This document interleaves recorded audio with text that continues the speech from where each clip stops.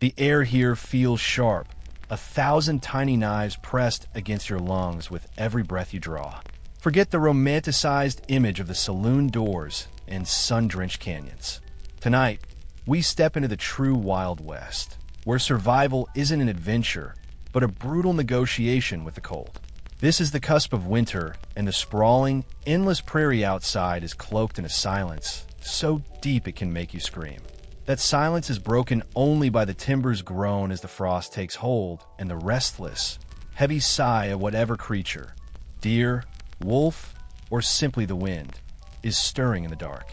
Your boots crunch on the frozen earth, each sound amplified in the stillness of a frontier that doesn't care whether you have dreams of gold or glory. It demands only one thing: endurance. You probably won't survive this first night if you're not prepared, if you haven't shed the delicate sensibilities of the world you left behind. Dim the lights. You find yourself trudging through the bitter dark, snow swirling against your cheeks, the wind sneaking in wherever your scarf doesn't quite meet your collar. Imagine what it means to sleep here. No central heating, no thick glass windows, no hum of radiators, just you, the wilderness, and whatever you can cobble together to keep from freezing stiff. The first settlers who came westward often arrived with dreams in their heads, but very little insulation packed in their wagons. They learned quickly that a feather bed was no match for a Dakota wind that sliced through log walls as if the wood weren't even there. This isn't just discomfort, it is a constant, grinding threat. You step inside a rough-hewn cabin. The walls were built fast from green timber, still oozing sap, hastily stacked to beat the season. The gaps are stuffed with moss or mud that shrank and cracked once the frost took hold, creating countless minuscule channels for the cold to flow. The family inside greets you with a nod, their eyes holding a deep, ancient weariness that has nothing to do with labor and everything to do with vigilance. They've already pulled out every buffalo robe they own, draping hides over bedding, layering quilts stitched from scraps of worn-out dresses and shirts. This isn't decor, it's a shield. A mainstream historical fact is that by the mid-19th century, buffalo robes were one of the most traded goods on the plains, used as both bedding and makeshift doors against the cold. Without one, a pioneer was nearly naked against the winter night. The robe was the difference between shivering exhaustion and a chance at real rest. It was a currency of survival. The smell hits you first, a mix of smoke, damp wool, and something slightly sour. Animal fat used to grease boots and leather harnesses, a necessary, pungent layer against the elements. The fire snaps in the hearth, offering the illusion of warmth, though if you step away from it, you'll find frost crawling up the inside of the cabin walls. The heat is a spotlight, and the rest of the room remains a vast, freezing stage. You slide your hand over the plank bed frame, rough and splintering, the straw mattress prickling through the thin linen tick. It scratches, but it's warmer than sleeping on the floor, where cold seeps like an invisible tide from the very earth beneath you. Historians still argue whether frontier families slept more soundly in such conditions, or if constant discomfort meant they hovered half awake most nights. This is the fragile realm of survival, where rest is a luxury you must steal from the wilderness. You lie down, pulling hides over yourself, hearing every creak of the log walls adjusting to the pressure of snow outside. Your breath curls upward into tiny ice crystals, glittering faintly in the flickering firelight. It's strange to think of your own exhalations decorating the rafters like silver lace, a beautiful, terrifying sign of the interior temperature. The frontier takes your life force and turns it into fragile art. And then there are the sounds beyond. The lonely howl of wolves carried on the wind makes you pull the hide tighter. Yet a quirky little tidbit is that some settlers actually found the howls reassuring, proof that predators were far away and not silently prowling just outside the cabin. The real threat, they whispered, wasn't wolves at all, but the silence, which meant the animals were near, stalking, waiting. You close your eyes, trying to sleep, but your body remains tense, straining for warmth. The straw beneath you shifts, releasing a dry, grassy scent, while a faint draft sneaks past the chinking. You roll toward the fire, only to be met with the smoky tang that clings to every blanket, every hair on your head. Some nights the smoke filled cabins so thickly that eyes watered and throats burned. Yet to let the fire die meant risking frostbite before dawn. Your mind drifts as the cabin grows quieter. You sense the unease of those who came before you. Men and women who had to teach themselves to rest even when conditions screamed for vigilance. The Wild West winter was a teacher, relentless and unforgiving, demanding that you adapt or perish. And in these opening moments of the night, you realize that sleep here isn't about comfort. It's about endurance, a surrender to the cold's presence while stealing whatever scraps of warmth you can. Your eyelids grow heavy. The creak of the timbers, the whisper of snow piling against the door, and the faint rasp of someone's breath nearby weave together into a lullaby, not of peace, but of survival. And as you drift into the fragile realm of sleep, the night outside deepens, colder, darker, yet somehow, against all odds, you endure. The first time you feel that icy draft sliding across your face, you realize just how flimsy these walls really are. A log cabin might look sturdy in a painting or from the outside, but once you're curled beneath a scratchy blanket with the wind whistling through unseen cracks, you notice every flaw. The chill creeps in like a thief, slow, deliberate, and cunning. Sleep doesn't come easily when your skin prickles and your nose grows numb, and you find yourself wondering how anyone survived winters here at all, a question that hung perpetually in the cold, smoky air. A mainstream historical fact is that early frontier cabins were often thrown up in a matter of days. The rush to secure shelter before the first heavy snowfall was paramount. Logs were cut quickly, stacked, and notched, sometimes with gaps left wide enough for daylight, and certainly for cold air to pour through. The green timber, not yet seasoned, would shrink as it dried, widening the very cracks families had desperately tried to seal. Families stuffed whatever they had into those spaces: moss, mud, clay, straw, even scraps of fabric. This sealant, known as chinking, was the cabin's most crucial, yet most vulnerable, defense. Come January, the freezing cycle of thaw and refreeze shattered the clay and shrunk the moss, and the wind still found ways to slip in. You can imagine lying awake, counting the gusts the same way you might count sheep, each one brushing your cheek with a frosty whisper, a testament to the structural failure. The sheer urgency of the build overrode any notion of permanence or quality. You glance toward the corner where a child sleeps under a quilt pieced together from old dresses, sleeves now serving as patchwork stars and stripes. The parents, meanwhile, sleep near the hearth, but the cold is a democratic force. It gathers near the walls, an invisible reservoir of icy air. The walls themselves are not inert. They are filters, stubbornly holding back the bulk of the storm while allowing the cold's essence to permeate. A quirky tidbit: to allow light in while blocking some of the wind, some settlers swore by hanging oiled paper over the cracks they designated as windows. It wasn't quite glass. It was translucent, not transparent, but it was an enormous improvement over a solid wood shutter or an open hole. Imagine waking each morning to the sight of golden dawn filtering not through a clear pane, but through translucent paper that rattled and sighed with every breeze, casting the cabin in a soft, ethereal glow. This fragile paper was the only membrane separating them from the wild, an astonishing reliance on such a simple material. Historians still debate whether most families saw these rough cabins as permanent homes or simply as stepping stones to something sturdier.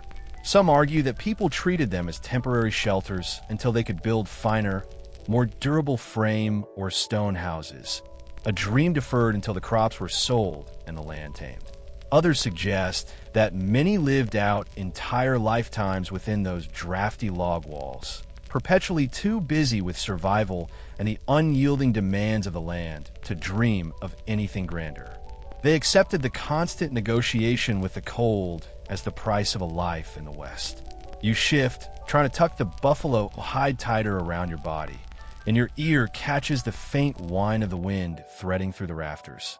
The sound isn't constant, more like a wandering visitor, sliding along the seams of the walls, disappearing for a moment, then returning at an entirely new angle, a phantom that probes for weakness. It's like sleeping inside an instrument. the structure itself vibrating with the music of the cold. You wonder if those who grew up in such cabins found the sound comforting, the way some people today fall asleep to the hum of a fan or the patter of rain. Was this the true lullaby of the frontier? The constant, restless energy of the wind searching for a way in? The smell of pine resin drifts from the fresh-cut logs. Even months later, sap still oozes in small beads, sticky if you touch in the dark. The resin glistens faintly in the dim firelight, a reminder of the trees that once stood tall before being hauled into service as shelter. You brush your fingers against the wall, feeling the rough bark still clinging in patches, and you can't help but think, this is no polished house, but a forest rearranged into walls, stubbornly holding back the winter. The irony is that the materials of the wilderness were fighting the wilderness itself. Your body shifts again, seeking comfort, but the uneven floor keeps tilting you toward the hearth. Many cabins had dirt floors, sometimes with fresh straw spread down each week to soften the hardness.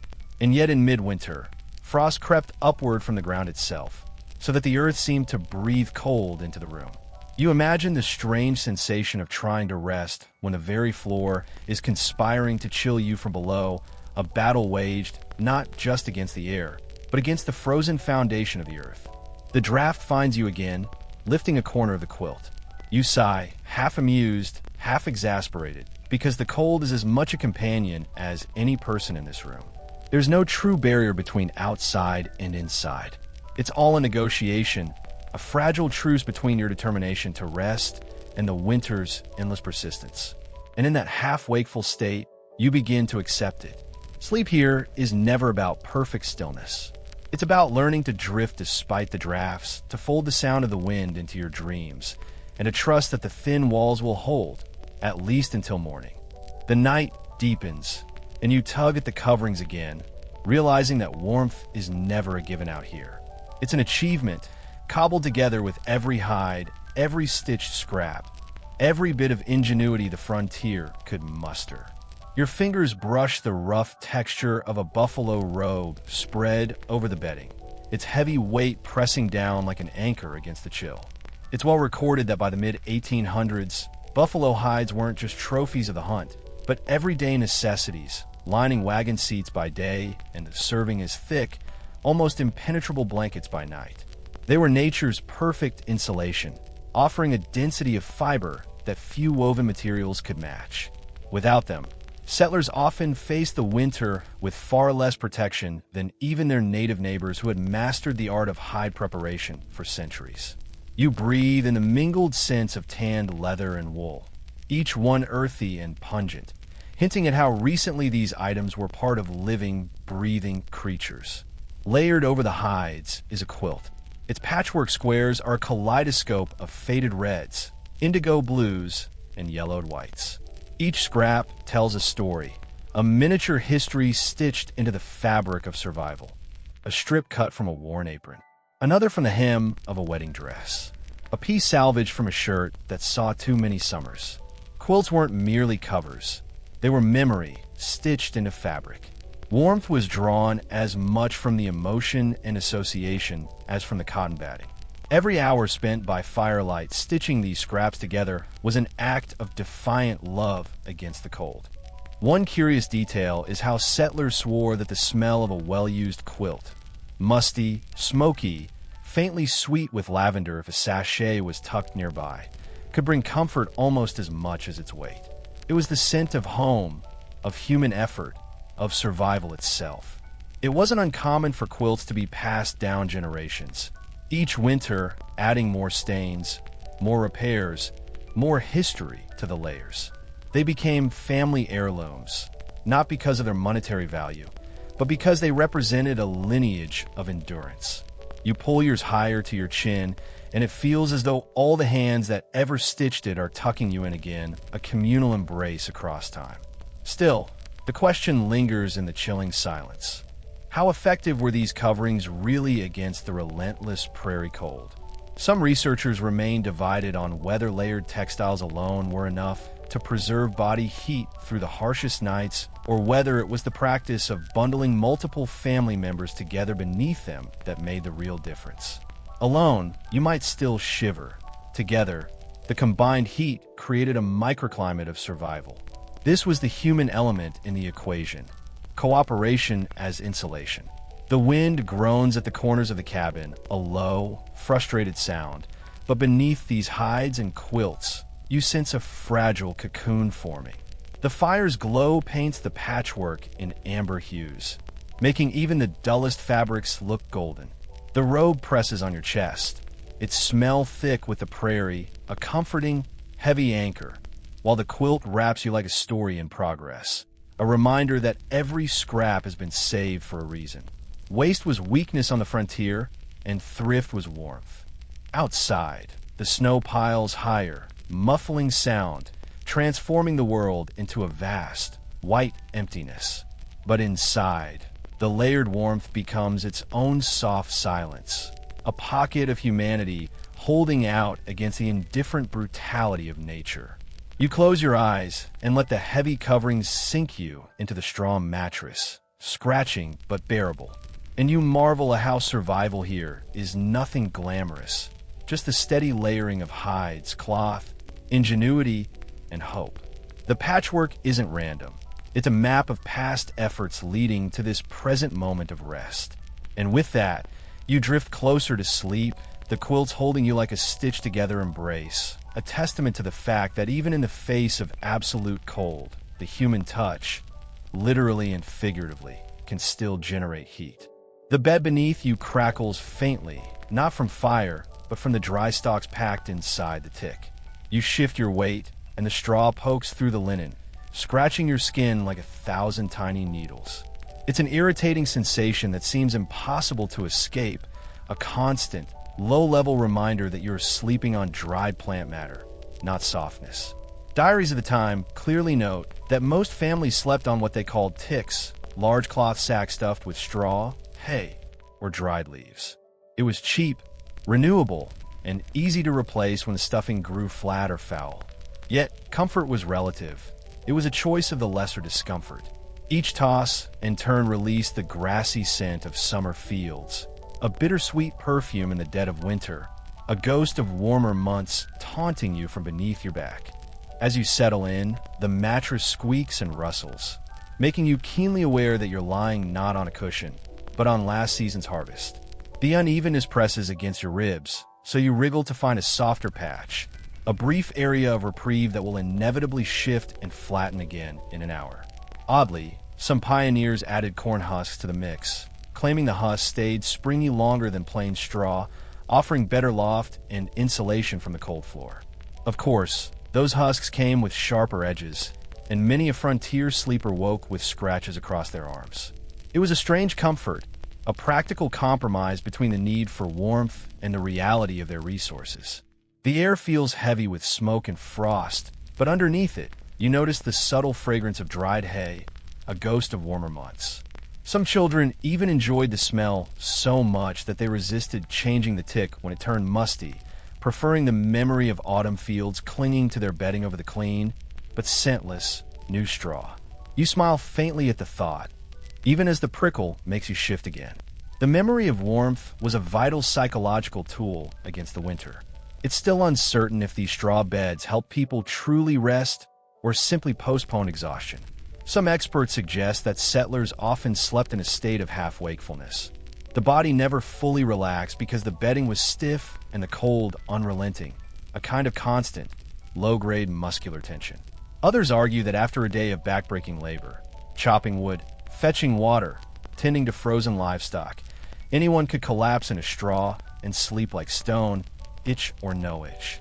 Perhaps the answer lies in the sheer, overwhelming exhaustion that eventually won out over discomfort. Your hand brushes the seam of the tick, and you imagine the careful hands that sewed it, reinforcing every corner to keep the stuffing from spilling out.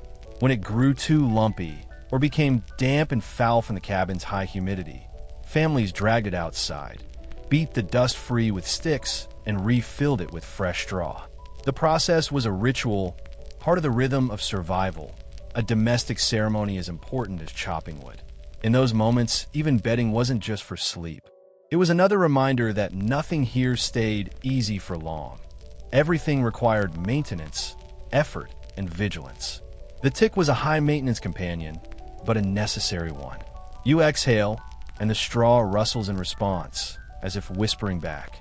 The bed may itch, the cold may bite, but still, with enough layers above and enough determination within, you let yourself sink into the rustling warmth, clinging to the fragile notion of rest.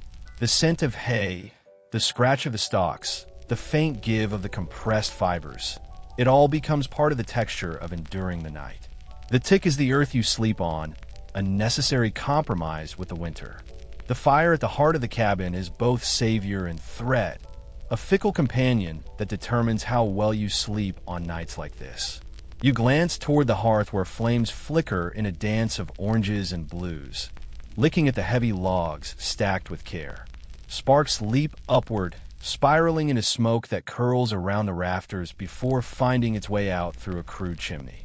The smell is thick, pine resin, damp wood, and faint char, and it clings to every quilt, every hide, every strand of hair in the room. This pervasive smoky odor is the scent of security, the olfactory proof that the ultimate enemy, freezing, is being held at bay. Contemporary accounts confirm that many families kept their bedding as close to the fire as possible, sometimes spreading pallets directly on the hearthstones, desperate to soak in every scrap of warmth. You stretch your hands toward the glow, letting the heat soak your fingertips, but you also feel the palpable danger. Fire is never truly safe here. A sudden crack from a log sends sparks onto the straw floor, and for a moment, your chest tightens with dread. Countless records from the frontier describe cabins lost in seconds, flames feeding greedily on dry timber walls while families fled into the snow with nothing but the clothes on their backs. To sleep near the fire meant warmth, but it also meant vulnerability, balanced precariously on the edge of disaster. You shift your gaze toward a small iron pot hanging in the flames. Its lid rattles gently as steam escapes, a faint hiss of moisture. The family keeps water simmering not just for cooking, but to release a bit of humidity into the arid air, countering the drying effects of the constant heat. One curious practice involved leaving a pot of soup or stew on the hearth overnight. Not only did it prevent the liquid from freezing solid, a common problem, but it also offered a ready meal for anyone who woke shivering in the middle of the night. Imagine waking, ladling a steaming spoonful into a tin cup, and feeling the warmth spread through your body before returning to a cold bed. It was a small, powerful act of self-preservation. The fire pops again, reminding you of its constant presence, like a restless sleeper sharing the room. Some settlers trusted it too much, letting flames roar while they drifted off, only to wake in a cabin choking with smoke. Others, more cautious, kept fires small and steady, tending them with the care of a nurse at a sickbed. There's no clear consensus on whether most families actually managed a restful night beside the hearth, or if the need to rise, feed the flames, and monitor for danger-meant sleep was forever fractured. The fire was both comforter and tyrant, granting rest at the cost of vigilance. The children lie closest, tiny hands stretched toward the heat, cheeks flushed with its glow. Their dreams seem easier than yours, soft rising above the crackle, their small bodies curled like kittens before the warmth. Parents hover between them and the fire, shields of flesh and bone in case sparks leap too close. For the adults, rest is never pure. The mind ticks in rhythm with the flames. How many logs are left? Will the wind shift and send smoke back down the chimney? What if the fire dies before dawn? You close your eyes and try to imagine silence without the fire. The very thought is paralyzing. In some cabins, hearths doubled as beds. People piled furs on the hearthstones after the cooking was done, lying practically in the embers' glow. It was not uncommon for a stray cinder to burn a blanket or singe hair, and still the lure of warmth outweighed the risk. Oddly enough, some frontier humorists joked that a few burn marks on your quilt simply meant you were doing winter right. It was a grim acknowledgement of the constant danger. You lean closer, the heat kissing your face until your skin tingles. The smell intensifies, a mingling of soot and singed wool. Not pleasant, but oddly reassuring. Your ears catch the quiet sigh of the fire, a rhythm of inhale and exhale as logs collapse into glowing embers.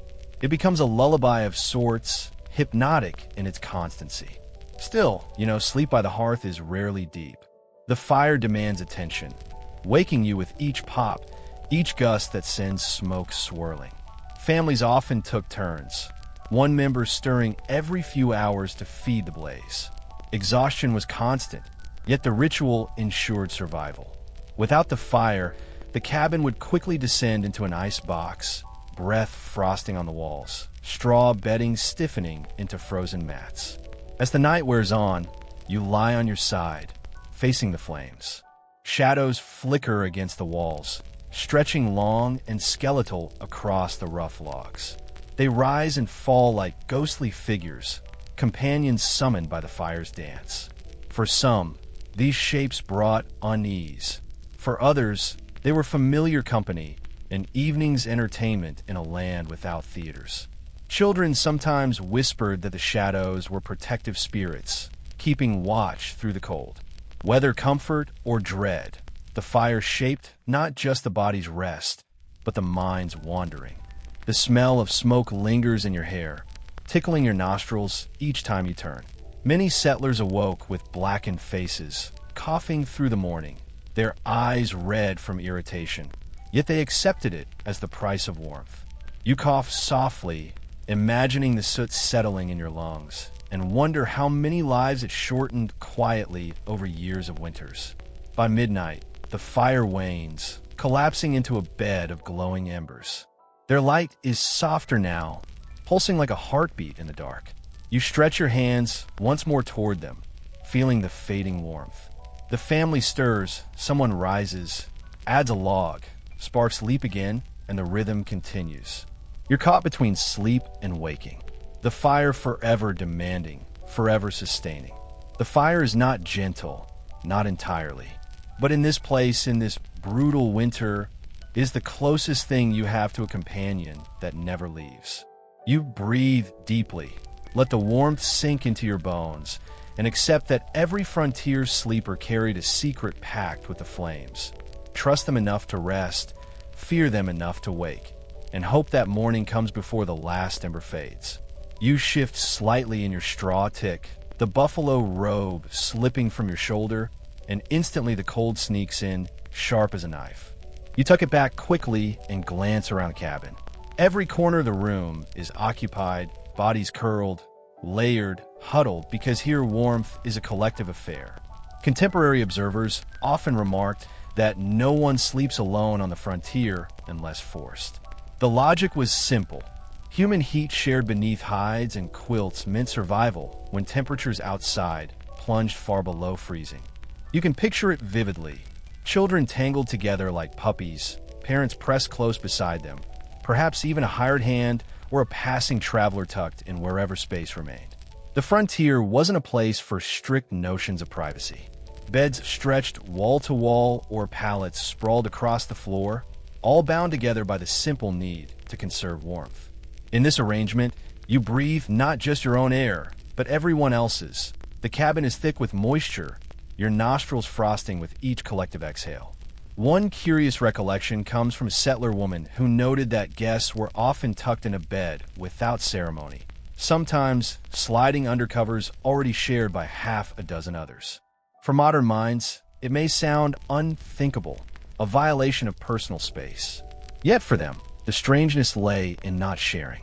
Even strangers on stagecoaches or in way stations sometimes doubled up on narrow bunks, shrugging at the awkwardness because frostbite was a far greater foe than modesty. They had to shed the cultural armor of privacy for the physical armor of collective heat. Experts continue to disagree over whether this closeness fostered more harmony or more friction among frontier families.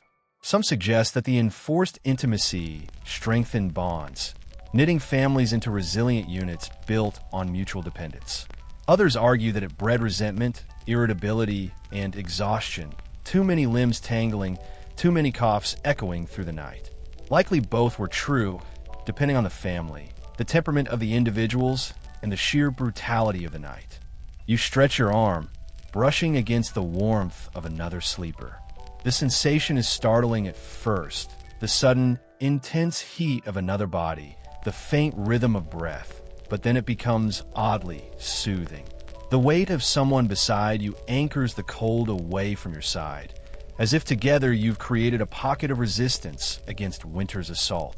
There's a rhythm to these shared nights. A child squirms, kicking blankets loose, and instantly a parent tugs them back. Someone snores heavily, shaking the stillness, until a sharp elbow restores quiet. A baby fusses, is hushed with a lullaby, then drifts back into the fragile peace. All of this happens beneath the patchwork canopy of hides and quilts, an orchestra of small sounds rising and falling in tandem with the fire's crackle. Oddly enough, some families found comfort in arranging themselves like spokes on a wheel, heads together near the fire, feet radiating outward.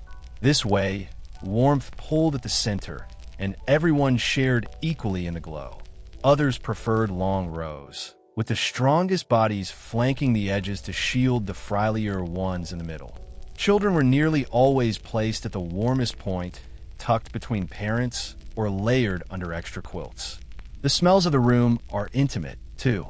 Sweat mingling with smoke, wool damp from melting frost, the faint tang of unwashed clothes. In summer, such closeness might feel suffocating. But in winter, the mingled odors become secondary to survival. You breathe them in without judgment, each scent reminding you that you are not alone in this icy wilderness. Historians have long debated how much the culture of bed sharing influenced social norms in the West. Was it simply a pragmatic response to harsh winters? Or did it subtly shape ideas of community and trust? After all, to share your bed was to entrust your safety, your vulnerability to another. And though the practice gradually faded with improved housing and heating, echoes linger in oral histories that describe those winters less as isolating hardship and more as times when closeness itself was the only shield. Imagine for a moment the sensation of drifting off in such company. Your back presses against one body, your knees touch another, and you no longer distinguish where you end and your companions begin. Heat flows freely, blankets grow heavy, and your mind releases the constant vigilance that cold demands. In that web of bodies, you discover not luxury, but a collective surrender to sleep. And yet, not all memories of shared sleeping were tender. Some diarists admitted frustration, itching from straw ticks, elbows and ribs, whispers and coughs that shattered any chance at deep rest. Quarrels erupted over space, blankets, even the snoring of a single family member. But as one settler wrote dryly, "I'd rather be annoyed in warmth than frozen in silence." As the night lengthens, you realize that what seems suffocating at first becomes strangely reassuring. To hear the steady breathing of others, to know you are not facing the winter's cruelty alone, this too becomes part of the frontier lullaby.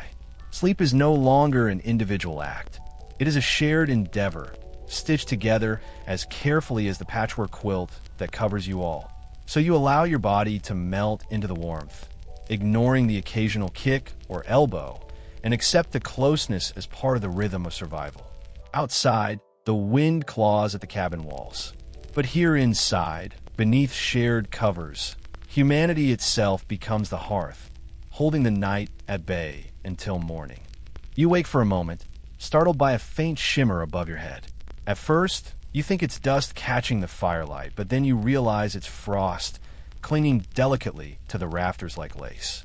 Every exhalation you and the others release floats upward, condenses in the freezing air, and crystallizes into glittering patterns. This isn't just decorative. It is the solidification of your own breath, a chilling testament to the room's temperature. Diaries from the era frequently mention waking to ceilings painted with ice, as though the cabin had grown its own winter decorations overnight. It looks enchanting, a veil of silver suspended just beyond your reach. But of course, it's a symptom of just how cold the nights truly are. You breathe out deliberately, watching your breath curl into the dim space, then sparkle as it freezes. The effect is oddly mesmerizing, a fleeting plume of vapor turning into tiny, brilliant diamonds. Imagine trying to drift to sleep, knowing that even your body's warmest eyes cannot resist the grip of winter. The air itself becomes a reminder that the cabin is no fortress, merely a temporary pause between the wilderness outside and the chill inside. There's something deeply unsettling about frost forming indoors, the utter failure of the shelter to contain warmth. A curious observation left by a trapper describes waking with his blanket frozen to the wall, fused by the condensation of his own breath. Others joked that it was possible to snow indoors if too many people slept in a crowded cabin. And indeed, on the most frigid nights, the moisture sometimes fell back down as a fine sprinkle, as though the room itself were caught in a private, gentle storm. Specialists remain divided on whether these frozen rafters posed real health risks. Some argue that constant dampness bred illness from pneumonia to rheumatism, weakening already exhausted settlers. The melt and refreeze cycle could keep the cabin walls perpetually moist. Others believe the air was too dry overall, and that the frost was little more than a cosmetic nuisance, melting quietly once the fire grew strong again. Perhaps it was both, beauty overhead, masking the dangers of cold that seeped invisibly into lungs and joints. You pull the quilt tighter around your shoulders, listening to the faint creak of the timbers as the cold deepens. Above, the frost twinkles in rhythm with the fire's flicker, a strange imitation of stars. The effect is beautiful, almost peaceful, yet you know it means the room is freezing. Your breath comes out in a soft plume, drifting upward to join the growing constellation on the beams. The act of breathing is an act of architecture, building the ice ceiling higher.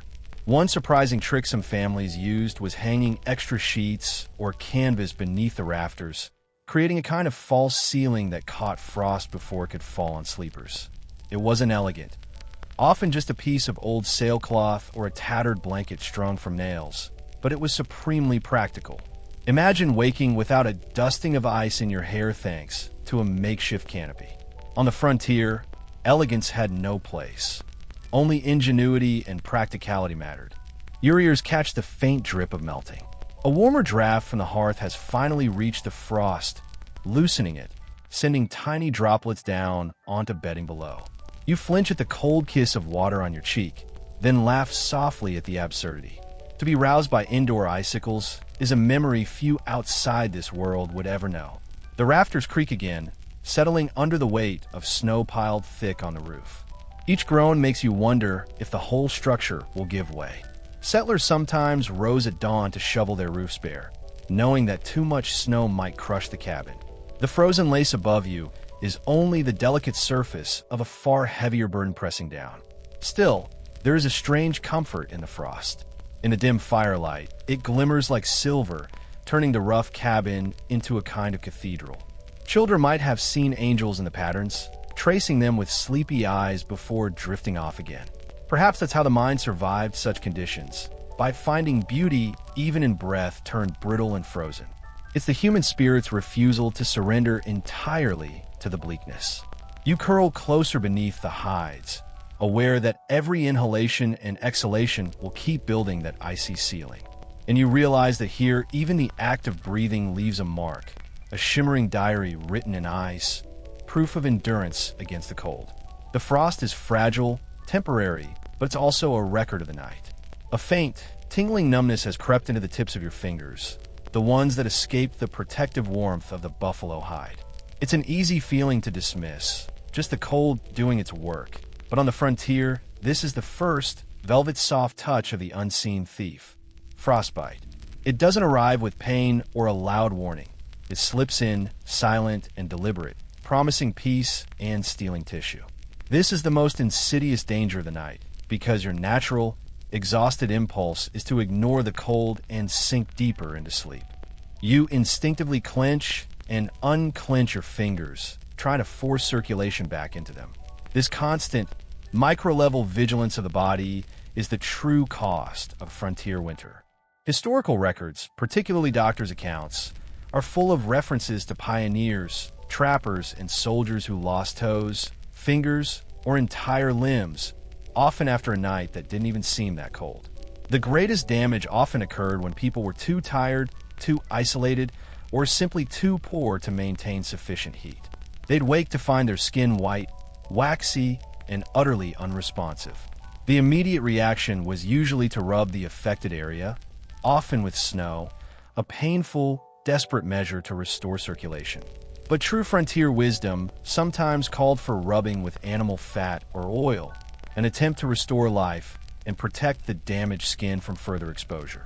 You imagine the anxiety of the parents, who would periodically, gently, check the extremities of their sleeping children, carefully pulling off a tiny booty or mitten to make sure the skin was still rosy, still alive. You realize the profound difficulty of achieving true rest when your own biology is working against you. If you sleep too deeply, you might miss the warning signs. Your body, in an effort to conserve core heat, begins to shut down circulation to the extremities, allowing the thief to work unhindered. Your subconscious becomes a sentinel, straining through the sleep haze for the telltale numbness. The thin line between deep sleep and hypothermia is drawn right across your own skin. This constant anxiety led to a peculiar frontier ethos regarding pain. A minor, throbbing pain was often welcomed as a sign that the body was fighting back, that the tissue was still warm, still in communication with the core.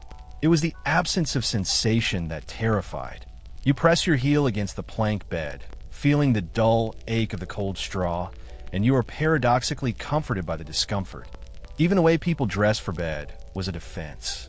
Many settlers, particularly those who were isolated, slept fully clothed or only partially undressed, not out of modesty, but because the cold could demand an instant flight from a cabin fire, or the immediate need to tend to a livestock emergency. You are wrapped not in pajamas, but in layers of defense, an anticipation of emergency. The cold outside is a predator, but frostbite is its silent, internal agent. It's a chilling reminder that the only true heat source you can completely rely on is the one generating inside your own body. You flex your toes inside your socks, making sure you can still feel the faint scrape of wool against your skin. You are training yourself in microvigilance, an essential skill for survival in this relentless environment. This isn't just about avoiding a minor injury. It's about the deep, psychological commitment to staying aware enough to fend off the death that comes in the form of a gentle, comforting numbness. You pull the hide tighter over your feet. The battle is constant, and every small, self-aware movement is a victory. The night may be deep, and the cabin may be cold, but you refuse to let your guard down, not even for the sweet, deep comfort of a full night's rest. You will endure one flexed toe, one clenched hand at a time. Your body has settled into a state of half-rest, a survivalist version of sleep, and now your ears take over as the primary sentinels. The auditory landscape of a frontier winter night is a complex and highly significant one. It is a language of threat and reassurance that every settler learned to interpret instantly. We return to the lonely howl of wolves, carried on the wind, a sound both terrifying and strangely comforting. For many, the howl confirmed the wolf pack's distance. They were hunters on the wide-open prairie, not silent stalkers right outside the door. This was the true quirk of the frontier. The loud warning was a blessing. You pull the hide tighter, finding a strange peace in the echo, because the real threat, as they whispered, was the silence. The absolute silence meant the animals, or worse, a silent Native American raiding party, depending on the region and the era, were dangerously close, waiting. Beyond the wind and the wolves, you begin to hear the intricate, minute sounds of the cabin itself. The timber contraction is a constant, low-level thud and sharp snap, the structure shrinking and settling under the intense, crushing pressure of the cold. The logs, though massive, are not immune to the force of freezing. The house is alive, groaning and protesting against the elements. Each crack sounds louder in the stillness of the night, sometimes startling you into a brief, heart-pounding jolt of fear. Then there's the sound of mice scurrying. They live in the walls, beneath the straw, and occasionally dart across the dirt floor, tiny, frantic echoes of life seeking warmth. Their presence is an annoyance, a health risk, and a reminder of the wilderness that penetrates even the smallest cracks. Yet their movement is also a sign that the cabin is functioning as a shelter, attracting life. The family cat, if they're lucky enough to have one, might stir its low growl a fleeting interruption before it settles back into its warmth. The most powerful sound, paradoxically, is the snow's muffled silence. As the storm piles up against the logs, the cabin becomes an auditory bunker. The world outside is pressed into a deep, heavy quiet, a blanket that deadens the sound of the wind. This deep quiet can be the most psychologically unsettling sound of all, a vast, indifferent emptiness that makes the small sounds inside the cabin. The crackle of the fire, the shifting of straw, feel intensely personal and fragile. Finally, you hear the sounds of your companions.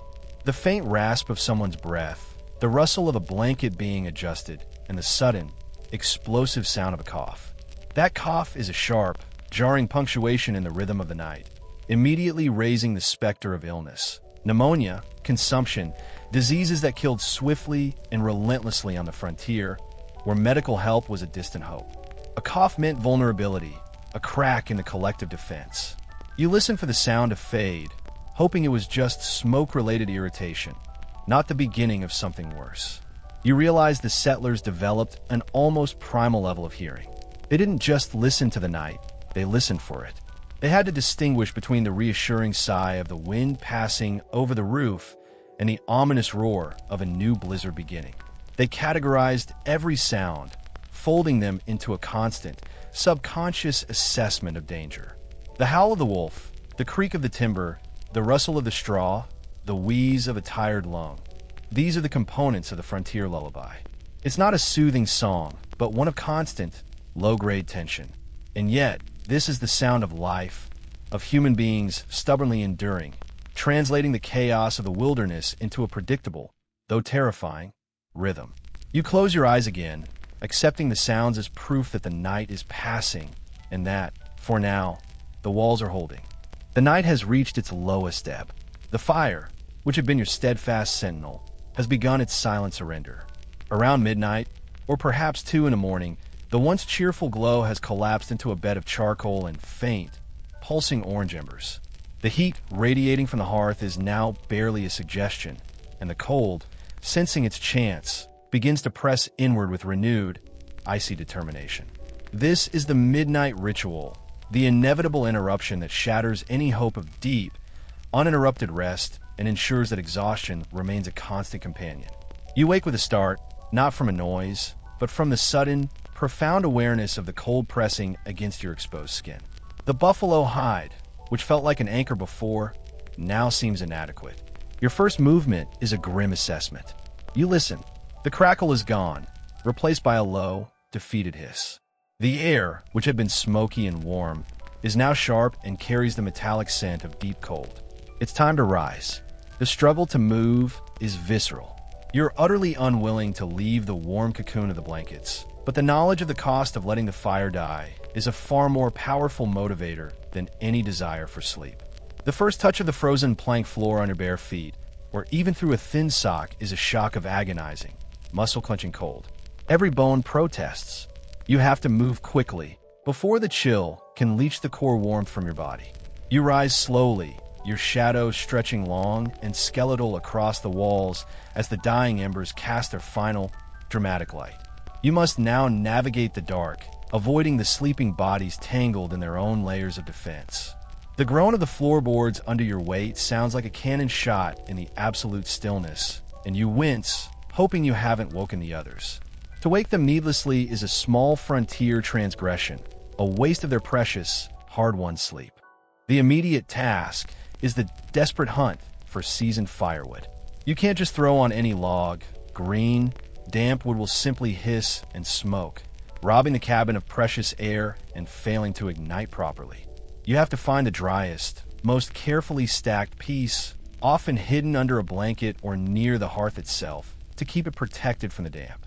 This carefully cured wood, the hoarded treasure of the frontier, must now be sacrificed. You kneel by the hearth, blowing gently on the embers, a delicate surgical procedure. Too hard, and you'll scatter them. Too soft, and they'll die. You feel the wave of smoky heat on your face, the last gasp of the old fire. You place a few tiny pieces of kindling, then the larger log, carefully building a new structure of flame on the grave of the old. The first lick of a new flame, a tiny, brilliant orange tongue, is a moment of profound, exhausted relief. It's a victory, but a small one, purchased at the cost of your sleep. The emotional cost of this midnight ritual is significant. It ensures that exhaustion is constant, that rest is never truly restorative. The responsibility for the fire often rotated, sometimes resting solely on the parents. This constant need to be alert, to break sleep, to manage the single most vital element of survival, bred a unique kind of sleep-deprived stoicism in the frontier character.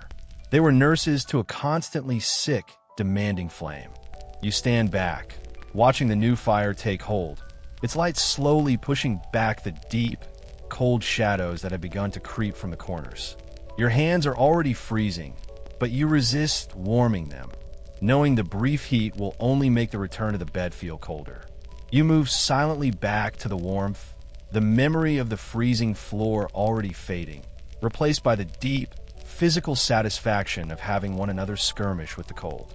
As you settle back beneath the buffalo hide, pulling it high over your shoulders, the fire snaps its thanks. The rhythm of survival has been reset, and you permit yourself to steal another hour or two of fragile sleep. The log cabin, you realize as you try to drift back to sleep, is not simply a bedroom. It is a survival capsule, and every inch of space is dedicated to the preservation of life. This necessity transforms the interior into a strange, crowded pantry and tool shed. The air is thick not only with smoke and damp wool, but also with the pungent, earthy smells of things brought in from the brutal outdoors, the hidden store. Look up. Hanging from the rafters, carefully strung from pegs or ropes to keep them away from rodents and the dirt floor, are vital supplies.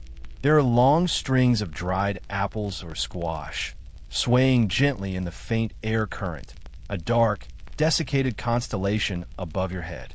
Hides, not just buffalo, but deer and smaller furs, are stretched and drying, their scent mingling with the wood smoke.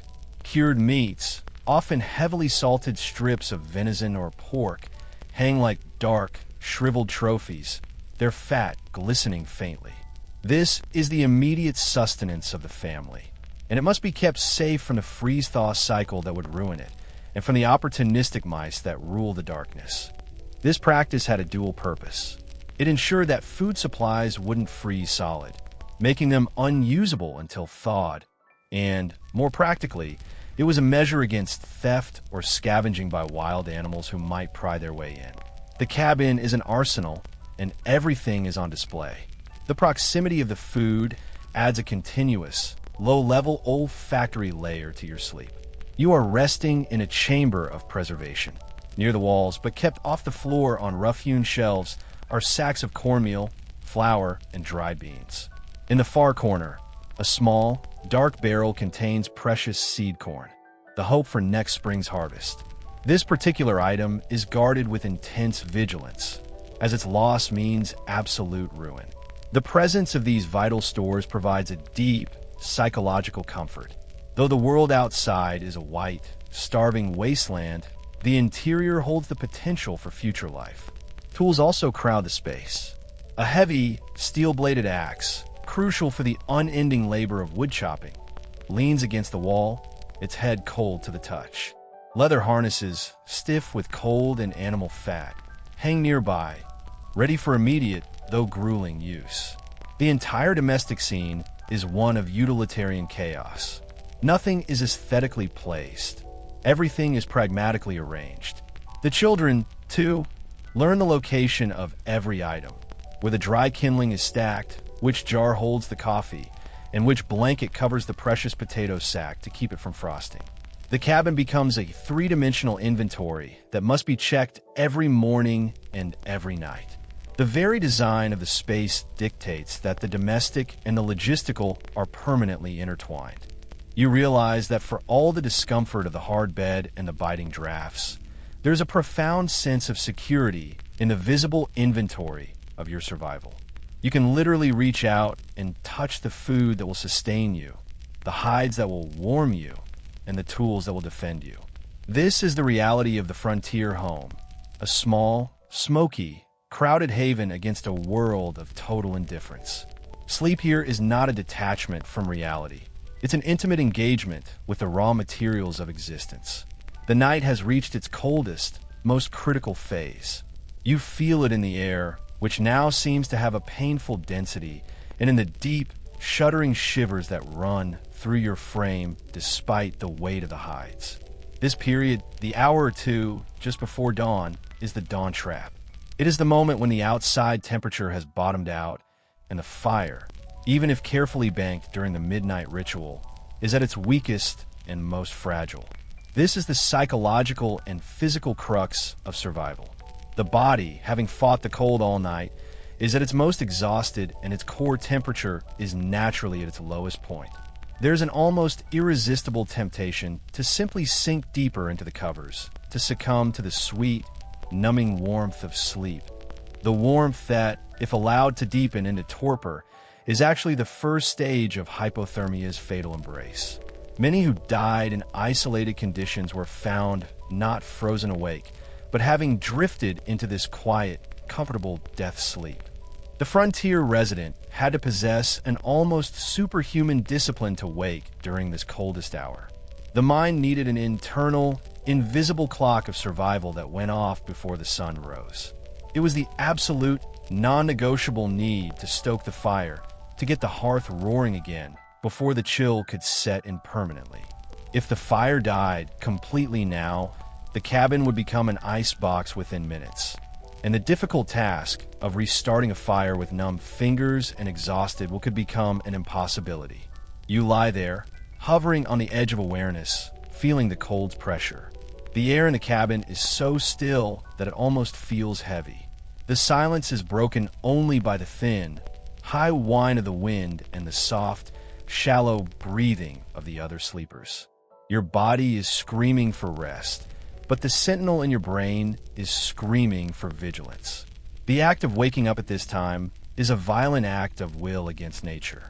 It requires shedding the body's deepest, most primal need for warmth and comfort. It's the moment when the settler proves they are not merely a creature of instinct, but a creature of determination. They had to trust not their feeling, which would encourage them to stay put, but their knowledge, which told them the fire was dying. This battle against the dawn trap was the crucible of the frontier character.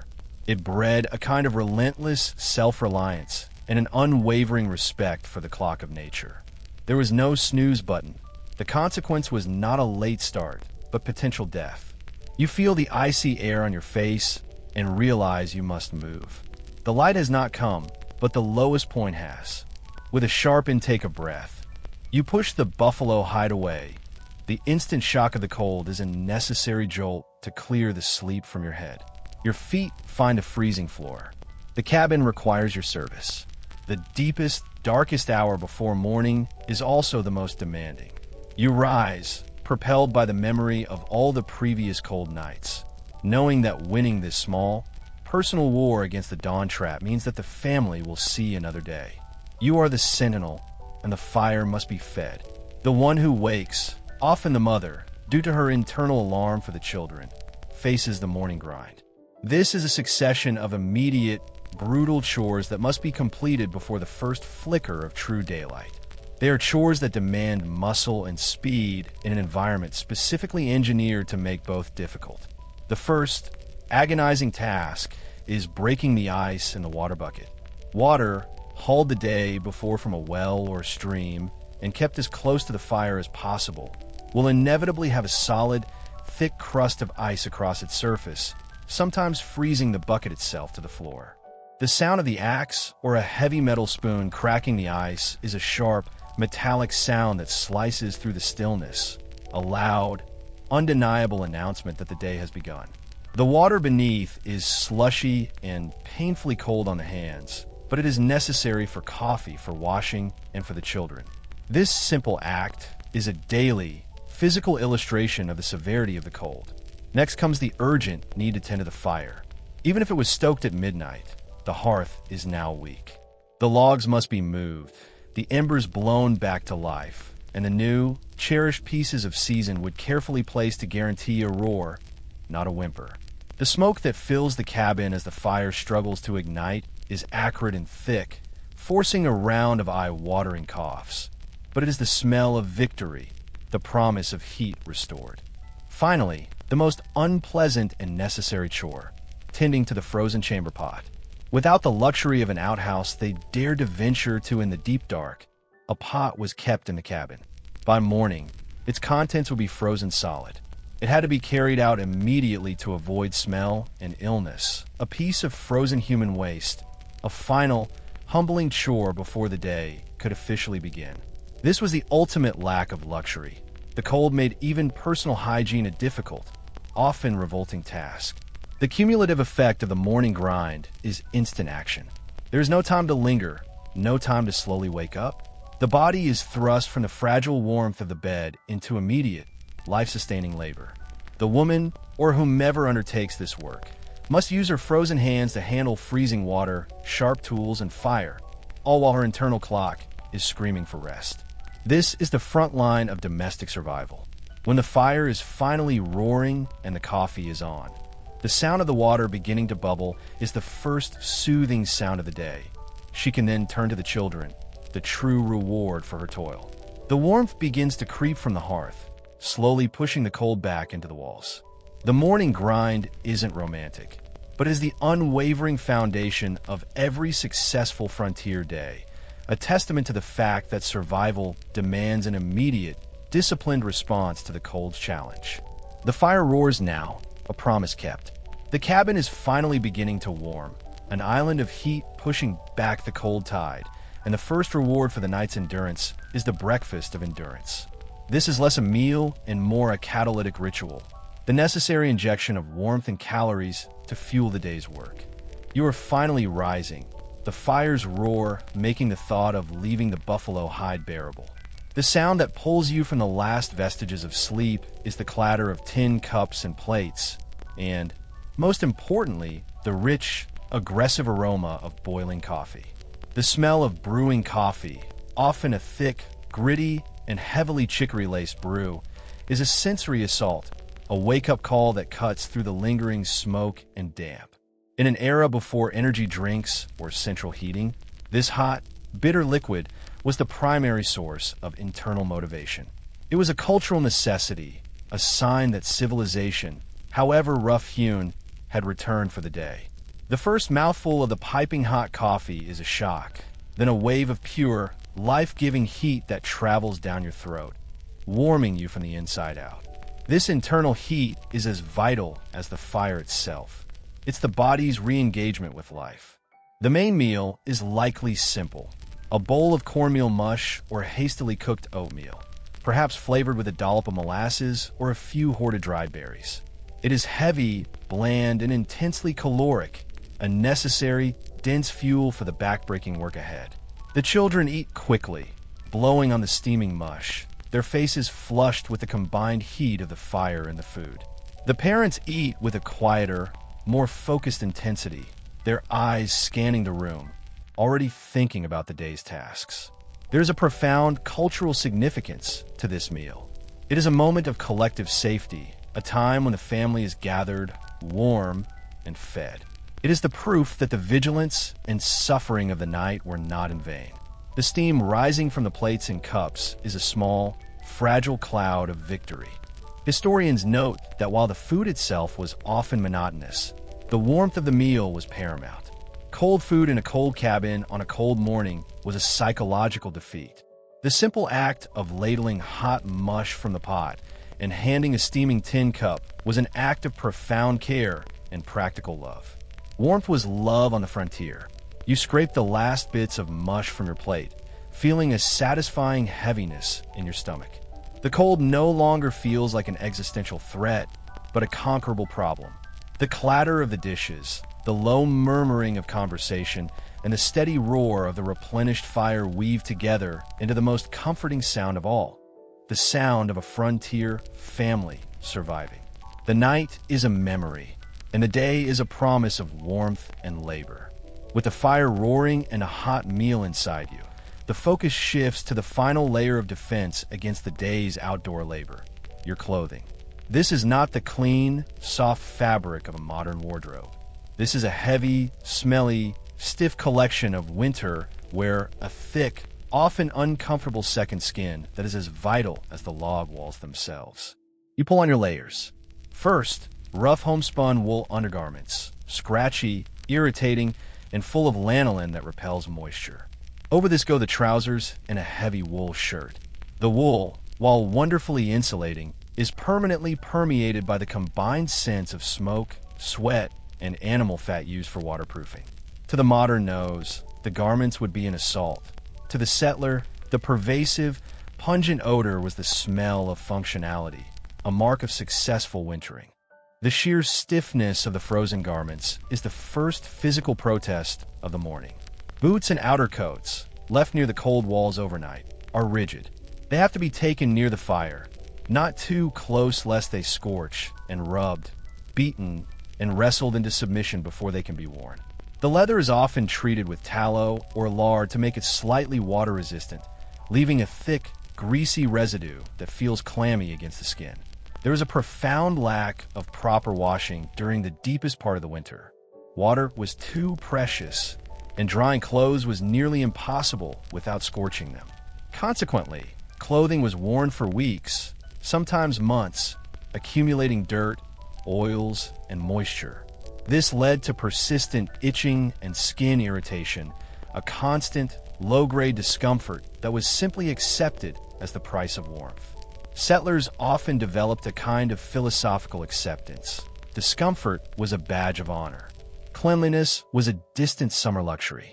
You pull on a heavy outer coat, perhaps made of thick, felted wool, or even a sewn-together hide. The weight is considerable, a heavy, comforting pressure that immediately begins to trap the body's heat. You tie a thick scarf or bandana over your face, anticipating the sharp, biting wind of the prairie. The historical reality is that few pioneers had truly effective, purpose-built cold-weather gear, especially compared to the Native American tribes whose mastery of high preparation and layered clothing was vastly superior. Pioneers often relied on ill-fitting, quickly assembled layers.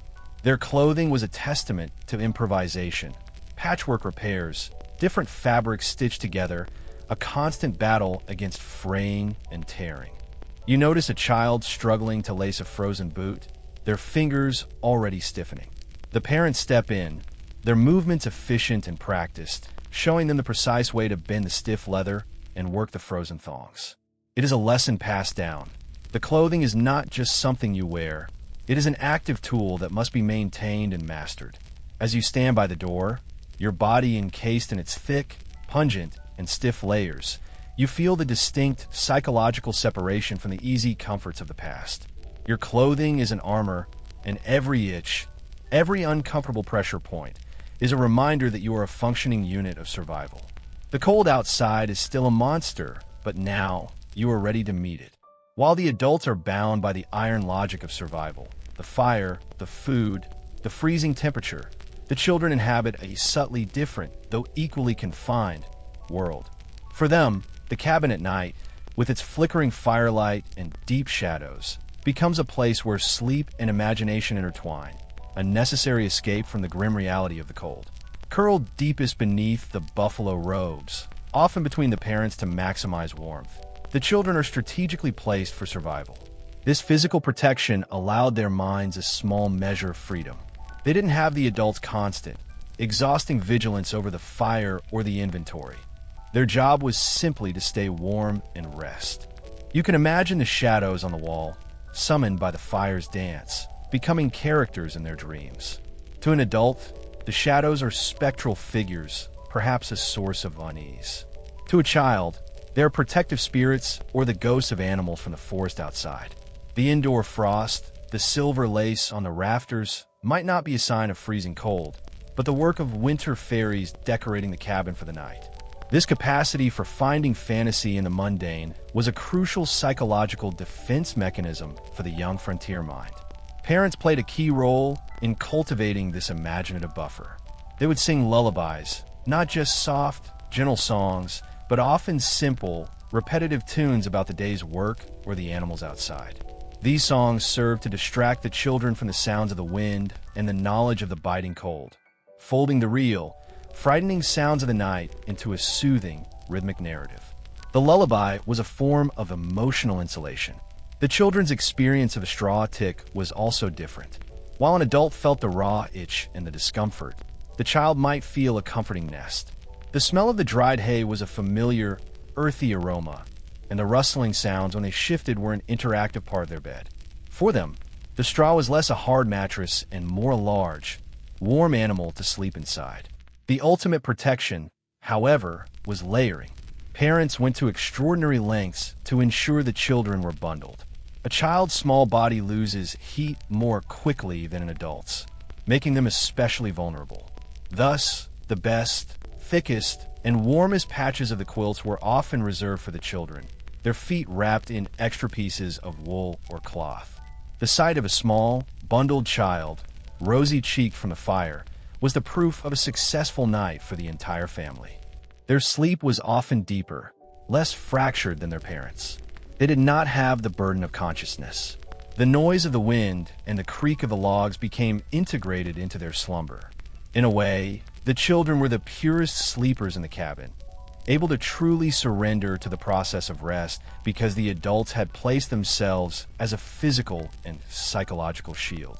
The small, warm world of their dreams was a necessary counterpart to the large, cold world outside, and it was the precious gift their parents bought them through constant vigilance. The collective endurance of the frontier night was predicated on a fundamental cultural expectation: the stoic face. Emotional display was a luxury few could afford, and constant complaining was a fatal vulnerability. The frontier ethos demanded an almost immediate emotional suppression of pain, discomfort, and fear. You see it in the quiet nods of the family members, in the quick, efficient way they address the cold, without fanfare, without lingering on the discomfort. This wasn't because they didn't feel the agony of the cold floor or the smoke-choked air.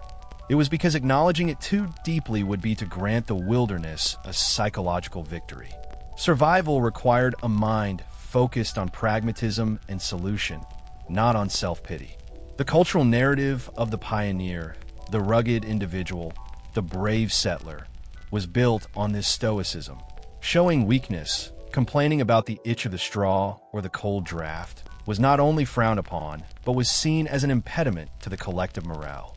You were expected to pull your weight, and part of that weight was maintaining a dry wit and an unwavering composure. The mind had to be as hardened as the logs of the cabin. Diaries from the time, even when describing intense suffering, often employ a spare, matter-of-fact language, or use irony to cloak their despair. One settler, describing a week-long blizzard that trapped his family, simply wrote, "We found ourselves in deep conversation with a flour sack and determined that it would not be a friend for long."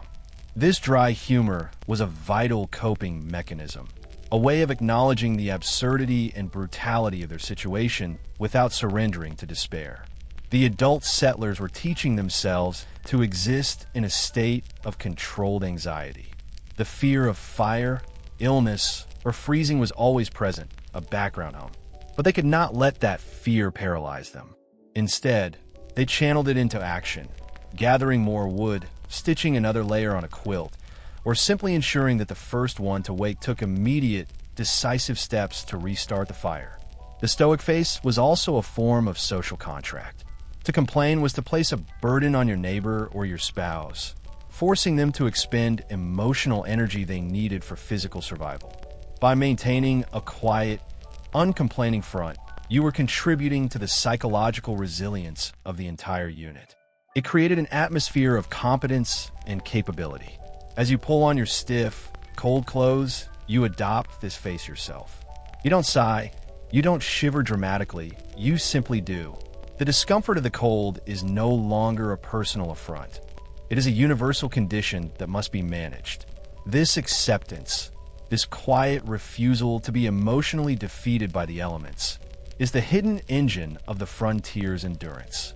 The greatest strength was not in resisting the cold, but in the quiet, unyielding will to live despite it. Beyond the battle against the wind and the struggle with the fire, the most constant, resource-intensive, and critical domestic crisis of the frontier winter was the water line. Water was essential for life, for drinking, for cooking the mush, for the medicinal teas, and the cold was constantly trying to turn it into an unusable block of ice. The daily and nightly effort to keep water from freezing was a never-ending siege. The primary source was often a well or a stream, which, by midwinter, was either heavily iced over or fully frozen. The chore of fetching it involved using an ice chisel or an axe to break through a significant thickness of ice, often in the most punishing winds. This labor was exhausting, dangerous, and time-consuming, and it had to be done every day. Once hauled back to the cabin, the water could not simply be left in a bucket. It was a common practice to keep water in a barrel or a large wooden bucket and wrap it completely in buffalo hides or thick blankets, a desperate attempt to insulate it from the ambient cold of the cabin. Despite these efforts, a thick sheet of ice would form by morning, necessitating the morning grind of cracking it. You realize that a large part of the fire's consumption wasn't just for heating the air, but for keeping a pot of water on the hob perpetually shimmering. This wasn't just about making tea. It was about ensuring a liquid reserve. If the water supply froze solid and the fire was low, the family could face a crisis of dehydration and starvation, unable to thaw the water quickly enough for cooking. The cultural practice of storing water inside, no matter how much space it took up, highlighted the element's status as a precious commodity. The faint smell of damp wood from the barrel, the sloshing sound when a hand reaches in to draw a cup, these were the constant, sensory reminders of the effort required to maintain this vital line. The historical detail of the water barrels wrapped in blankets speaks volumes about the level of ingenuity required. The settlers were applying the same layering principle used for their own bodies to their life-sustaining resources. The bucket was treated like a small, precious sleeper, swaddled and kept near the hearth. This constant, low-level crisis shaped the consumption habits of the family. Water was used sparingly for washing and even for cooking. Every drop was accounted for. The presence of the water barrel near the fire, a potential fire hazard and a source of constant, freezing dampness, was simply a pragmatic necessity. As you look at the bucket and the ice forming rapidly after the morning grind, you understand that the water line is the ultimate thermometer of the cabin's success. If the ice is too thick, the fire is failing. If the water is slushy, the fight is still being won. This continuous, low-stakes struggle defines the entire rhythm of the day, a constant negotiation with the laws of thermodynamics in a world that gives no quarter.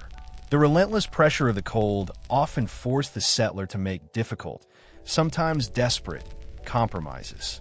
One of the most historically curious and pragmatically necessary practices was the involvement of animal warmth. The calculated risk of bringing livestock either into a separate, adjoining shed or, in the most severe cases, into the cabin itself. The logic was simple, a desperate calculus of heat conservation. A cow, a few sheep, or even a flock of chickens generated a considerable amount of metabolic heat. If that heat could be contained near the dwelling, it created an insulating buffer, raising the overall temperature and significantly reducing the risk of the family freezing. This heat was, however, purchased at the cost of profound discomfort. In more established settings, settlers built a sturdy, but still crude, lean-to or shed attached to the cabin's windward side. The animals were housed here, their presence creating a natural thermal pocket. This arrangement minimized the smell and noise while maximizing the insulating effect of their body heat. The family would only have a single, thin wall separating them from the restless movements and lowing of the livestock. But in deep, sudden blizzards, or for the poorest, most isolated families, the animal sometimes came directly inside. You can imagine the smell, the overwhelming stench of manure, damp hay, and animal breath layering over the smoke and human odors. A calf might be tucked into a far corner, or the chickens placed in a crate high on a shelf to keep them from being devoured by mice. The cabin, already a cluttered survival capsule, would transform into a rough, polyglot barnyard. This practice also served a crucial practical function, saving the animals. Livestock was not merely food. It was capital, the only way to plow the fields in the spring, a source of future milk and eggs. Losing the animals to the cold often meant the family's ultimate failure on the frontier. The extra noise and smell was a small price to pay for the preservation of one's future. You hear a soft, muffled shifting sound near the furthest wall, a sound distinct from the human sleepers. It might be a small sheep or a goat, its breath adding a faint, musky layer to the air. The presence of the animal, though unromantic, is a deep psychological comfort. It is life beside life, a shared commitment to endure the night. The cultural acceptance of this practice highlights the priority of survival over social graces or comfort. In times of crisis, the human-animal divide narrowed dramatically. They were partners in endurance, their shared heat a collective shield. When the morning came, the animal would be released to its own, cold shed. But for the dark hours, they were all members of the same vulnerable community, huddling together against the indifference of the white world outside. The steady wind, the creaking timbers, the rhythmic cough, these are the predictable sounds of a hard night. But sometimes an unnatural, terrifying sound would shatter the rhythm, marking the sudden, catastrophic arrival of the Widowmaker, a sudden, violent blizzard. You are pulled from sleep not by the cold, but by a sound that is both a roar and a vast, rushing silence. The wind outside does not howl. It screams, a deafening, high-pitched shriek that sounds like 1,000 desperate voices. Then, the cabin is struck. The sound is a sudden, physical impact, as if a great, invisible fist has smashed against the log wall. The entire structure shudders violently, sending a fine dust of dry snow filtering through every crack and chink in the walls and roof. The light of the fire is suddenly dimmed, choked by the sheer volume of snow that is instantly piling against the window paper and the door. The visual effect is instantaneous, a terrifying, deep drop in light, plunging the cabin into a suffocating twilight that feels wrong, oppressive. The most terrifying change is the sudden, absolute silence of the outside world. The scream of the wind is replaced by a heavy, profound stillness, a thick, auditory blanket thrown over the world. This means the snow is falling so fast and so deep that it has sealed the cabin, muffling all sound. This stillness is not peace. It is the feeling of being buried alive. The immediate, paralyzing fear is that of being trapped. If the blizzard lasts for days, the cabin door will be sealed by feet of snow. The most urgent question is not about warmth, but about fuel. How many logs are left? Is there enough water? The entire survival calculus has shifted from managing the cold to managing a finite, rapidly diminishing reserve. The family stirs, their sleep instantly shed, their faces etched with the same deep, instinctual fear. The adults move with a cold efficiency, checking the door to ensure it's still locked against the physical pressure of the snow, moving the last reserves of wood closer to the hearth, speaking in low, urgent whispers. Every action is a direct countermeasure to the fear of being isolated. The blizzard, often named the Widowmaker because of its capacity to kill livestock and trap men miles from home, forces a new, heightened level of intimacy within the cabin. The psychological pressure of knowing you cannot step outside, that the elements are now completely controlling your fate, is immense. You feel the wind buffeting the roof, a low, relentless pressure that makes the rafters groan in protest. The cabin is no longer a shelter. It is a small boat in a raging, white sea. For the next hours, perhaps days, the only world that exists is the smoky, cramped space defined by these four walls. The fire roars in defiance, but its life is dependent on the wood that is now a sealed, finite resource.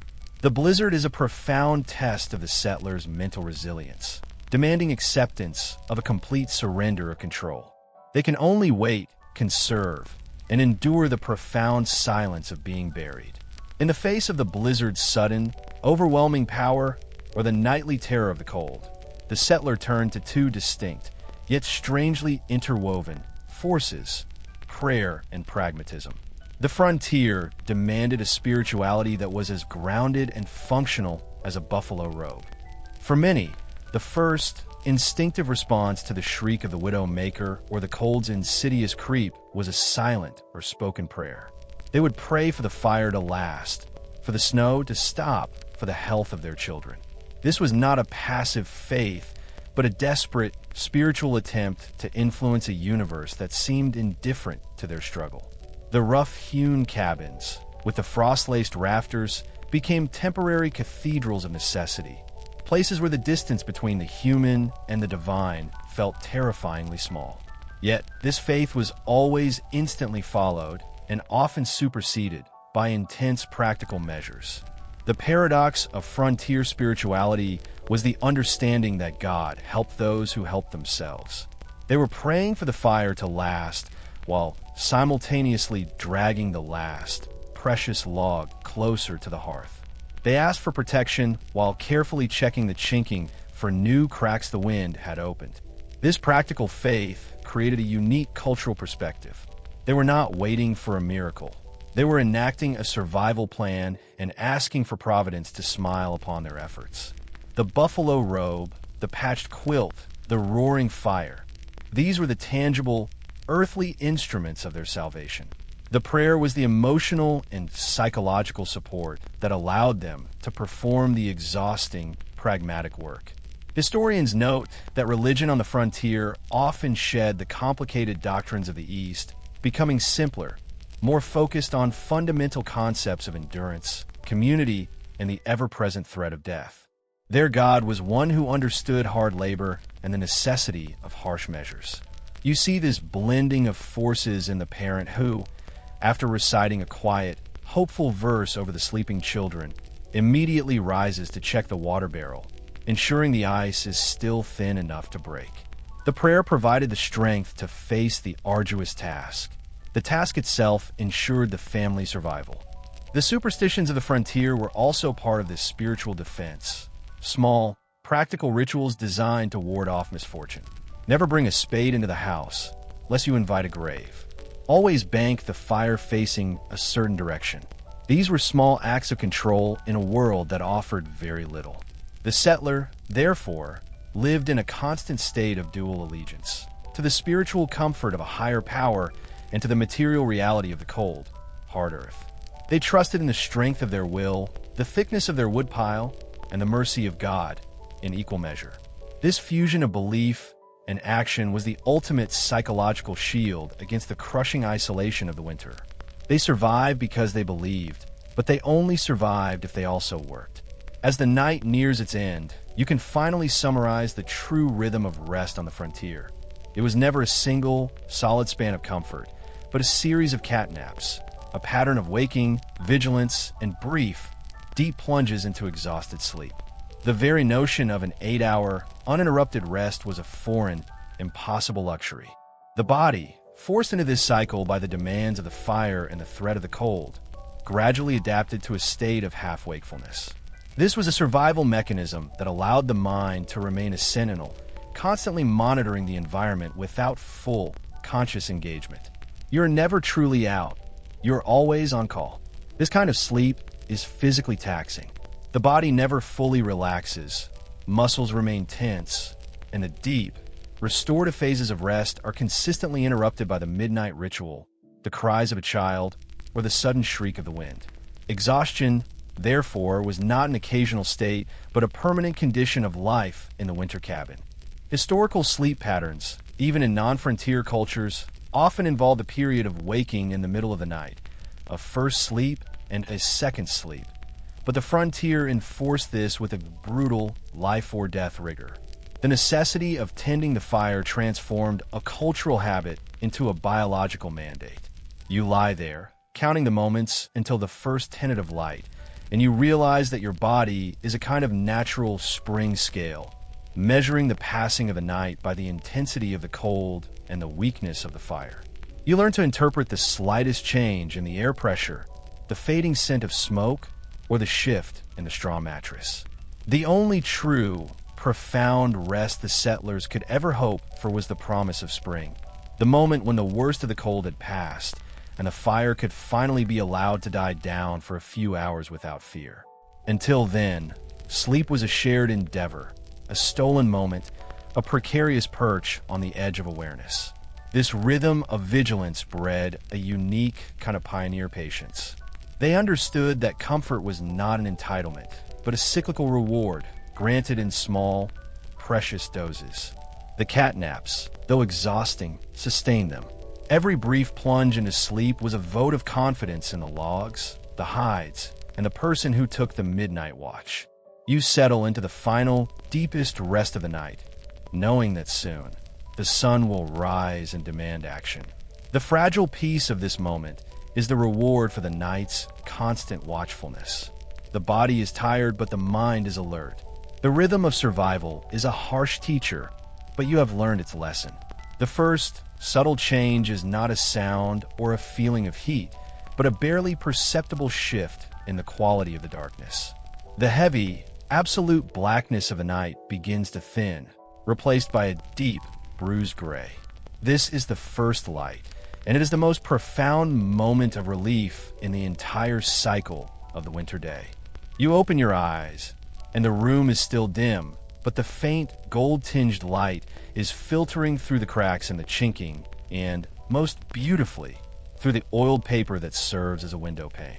The paper, translucent with fat and rattled by the night's wind, now glows with an ethereal, golden hue, a soft banner of hope. The psychological shift is immediate and visceral. The oppressive fear of the cold's final, paralyzing assault begins to recede. The sight of the light, even the faintest tinge, confirms that the dawn trap has been survived and that the solar engine of the world is once again beginning its work. The cold is still present, but it no longer feels like an eternal, indifferent enemy. Look up at the rafters. The silver lace of indoor frost is now catching the filtered light, and small, glistening drops are beginning to fall. The process of the thaw has begun. The sight of this melting, this slow, inevitable retreat of the ice is a visible, tactile sign of victory. The cold is being defeated, not violently, but gently, by the returning light. The children, too, begin to stir, their small bodies instinctively sensing the change. Their faces, pale with the cold of the deepest night, now take on a healthy, rosy glow in the firelight and the encroaching dawn. The air, though still smoky, feels less heavy. The fire, having been stoked during the morning grind, is now roaring with competence, sending solid, reliable waves of heat into the cabin. The sound of the crackling logs is no longer a sound of anxiety, but a sound of triumph. This moment of first light is not a time for action, but for a brief, deep pause of gratitude. It is the reward for the night's vigilance. The long, dark hours, the endless cycle of checking the fire and fighting the cold, have paid off. The cabin is bathed in a soft, ethereal light, a momentary sanctuary suspended between the cold night and the demanding day. The light is a promise, and with that promise, the fear recedes, replaced by the grim, satisfying certainty of having endured. The hardest part is over. The moment of grace provided by the first light is brief. The rising sun, still hidden by the horizon, sends a mandate of action into the cabin. It is time for the morning unravel, the physical process of emerging from the layered cocoon and transitioning from vulnerable sleeper to functioning survivor. The first move is always the hardest. You push aside the heavy buffalo robe, and the cold air, which the hide had been fiercely holding at bay, immediately rushes in, a sharp, body-shuddering sensation. You are shivering, but it's a shivering of transition, not of defeat. Your muscles, which were tense all night, are now stiff and aching. The process of emerging is slow and methodical. You must shed the layers carefully, folding the hides and quilts to keep them off the damp, cold floor. This is not just tidiness, it's preservation. The bedding must be kept dry for the coming night. Each folded layer is a step away from the immediate threat of freezing. As you stand on the rough planks, stretching, the muscle-aching demand for action takes over. The blood is still sluggish from a cold. The joints pop and crack as you force them to move. This physical protest is the final, intimate reminder of the cold's dominance.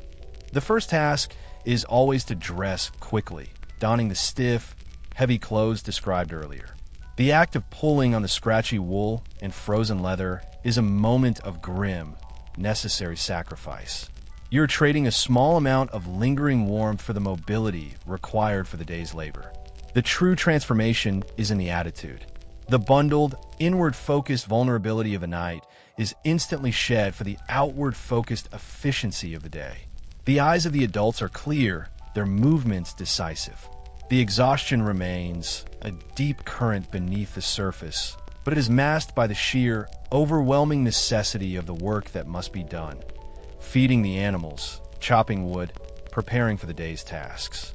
The children are hustled from the warm center of the bed, urged toward the hearth for the last precious minutes of heat before they, too, are dressed and given a small chore. Collecting kindling, bringing in the water pail. Everyone contributes instantly.